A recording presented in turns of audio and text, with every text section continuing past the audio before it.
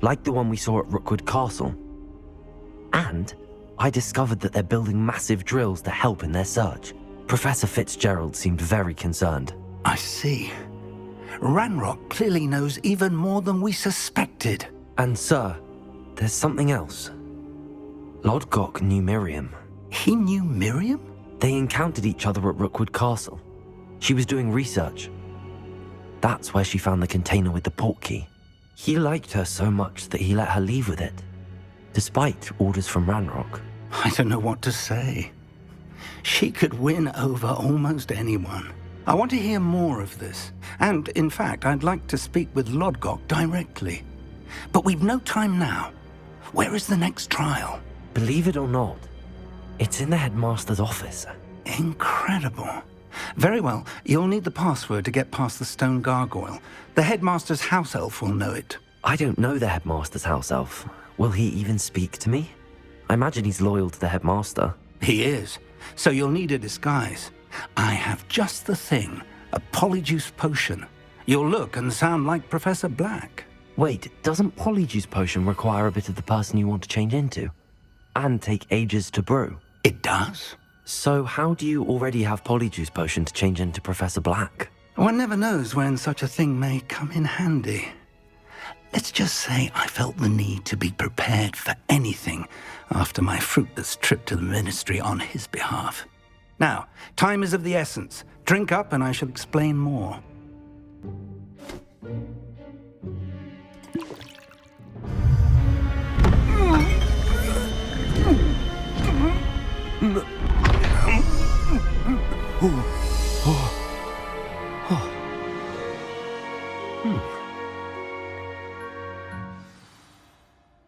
How do you feel? Incredible. I won't forget that taste anytime soon. How do I sound? Convincing. I've taken the liberty of transfiguring your robes. As we discussed, you'll need the password from Scrope, who could be anywhere in the castle. You might look for Professor Kagawa. She's taken to badgering the poor elf about Quidditch in the hopes that he can convince Black to change his mind. Thus far, unsuccessfully. I see. But what if Professor Black sees me? Leave him to me. I shall tell him where to meet a liaison from the ministry in Hogsmeade. That should give you plenty of time. Thank you, Professor. I suppose we'll meet again in the map chamber. It's rather strange to hear gratitude coming from Professor Black. I'll see you there. Now to find the headmaster's house elf.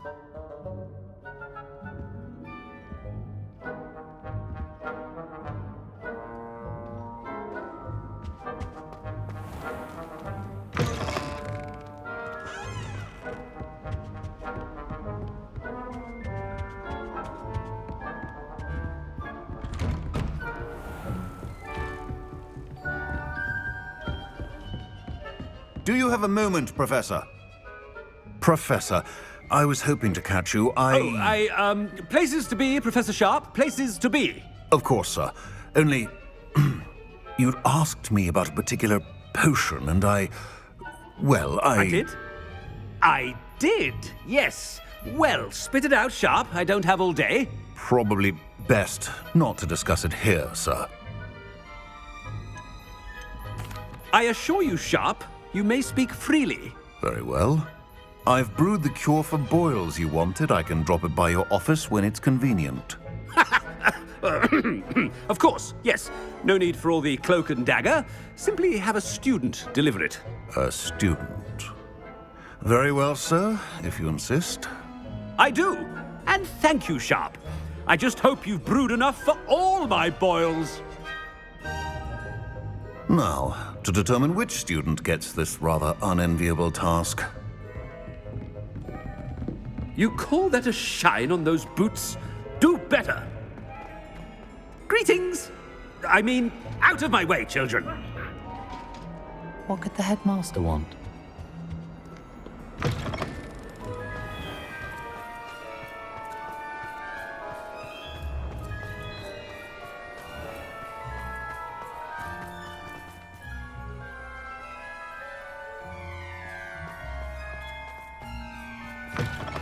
When I witness what passes for magic in these halls, I I simply mourn for the future of the wizard. Headmaster, here, what could he want? I wonder almost daily why I accepted this appointment from the Ministry. Professor, a word? Professor Black, again, it is not too late to reconsider your decision regarding Quidditch. We could still have trials and a somewhat shortened season. It would be better than none at all. But the injury, Madam Kogawa. Professor, more than one student has taken a bludger to the head on our pitch. I dare say it knocked some sense into them. And they're fine now. The fact that it happened to be a pureblood, well, that's no reason to... What nonsense! That you would trivialize the health of a student over a silly game. A silly game? You are quite impossible sometimes. Sir, I've a good mind to write to the Department of Magical Games and Sports at the Ministry about you. Good idea. I can even provide the parchment should you need it. Now, where is my elf? Parchment? Very well, I will, and with pleasure. And I spotted Scrope in the Great Hall. Seems to be avoiding me. I wonder why. Good day, Madam Kogawa.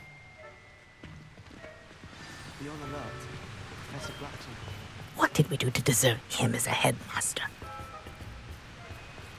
Chewing with your mouth open? Where are your manners?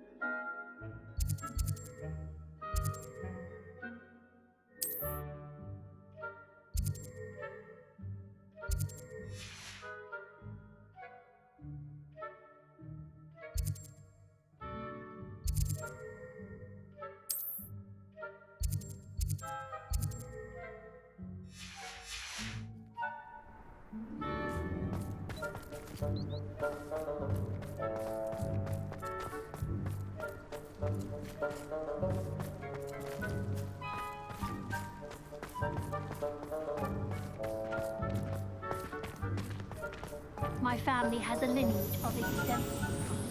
It's no wonder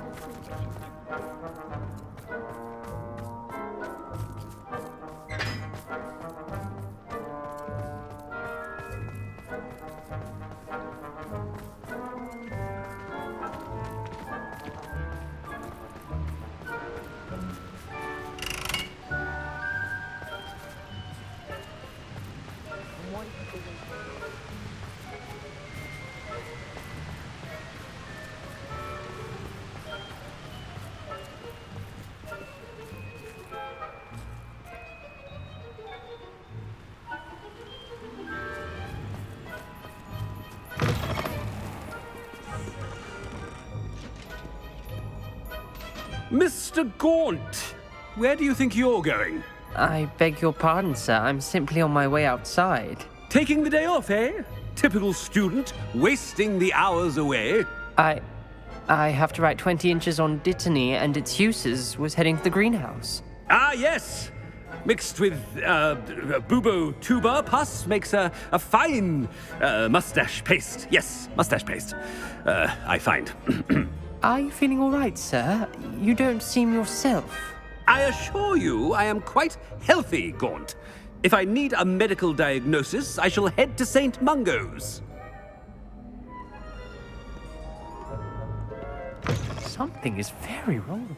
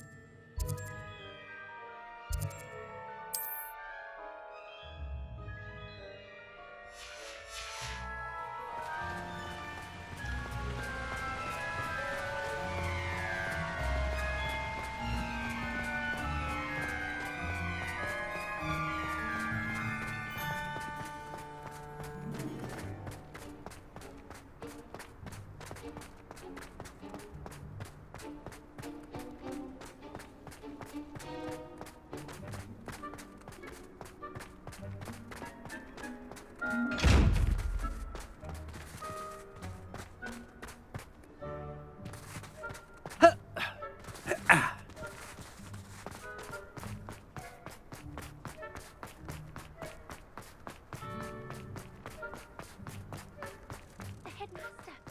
I hope it's not about anything I've been doing.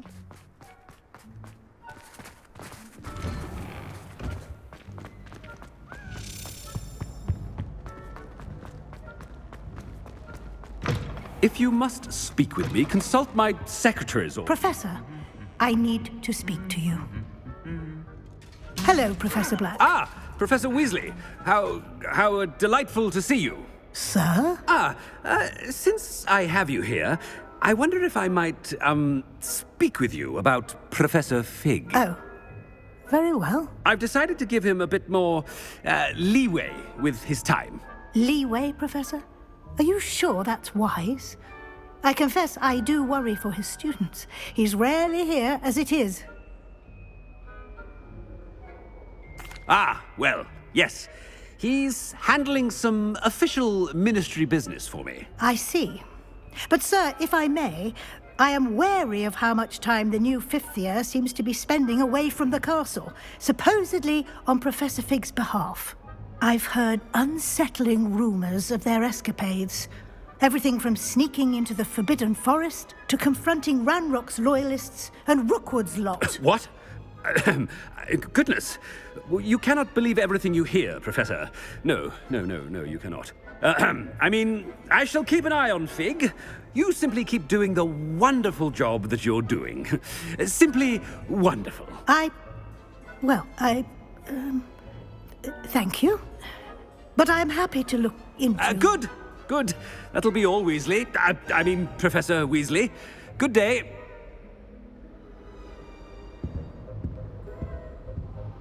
A wonderful job. Leeway for Professor Fig. I shall never understand that man. That ought to give Professor Fig some breathing room.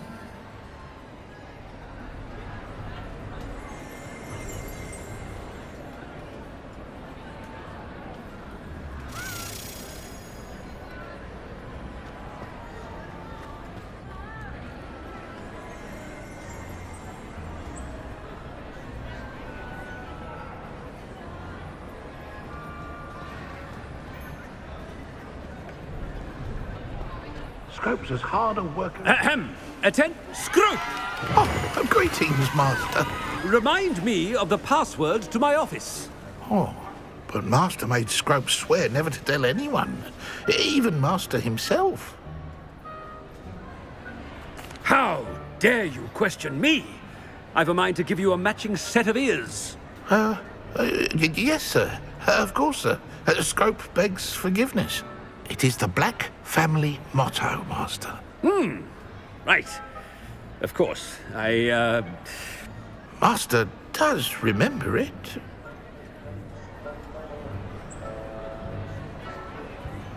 But certainly I remember. It's still stronger together, no? Master has made Scrope laugh. Of course I remember. It's the Black family reigns. Is Master giving Scrope a test? It's pure bloods forever, isn't it? Close, Master. Scrope thinks Master is indeed testing Scrope. It is always pure.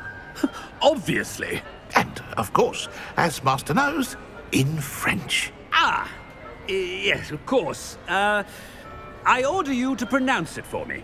Oh, but Master knows that Scrope's French is most pitiful. Oh, very well. Toujours pur. Ha! Thank you. Never speak of this conversation with me or anyone else. Of course, sir. Scrope shall try his best to keep out of Master's way. The polyjuice potion's wearing off. I best get out of sight.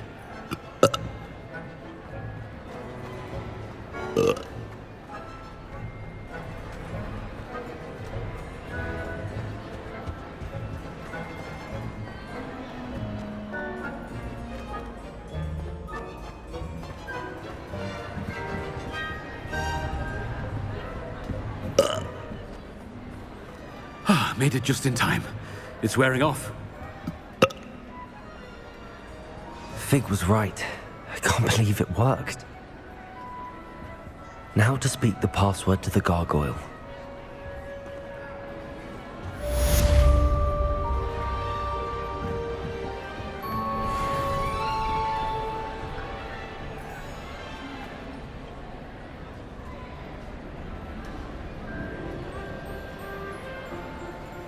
Accio! Confringo!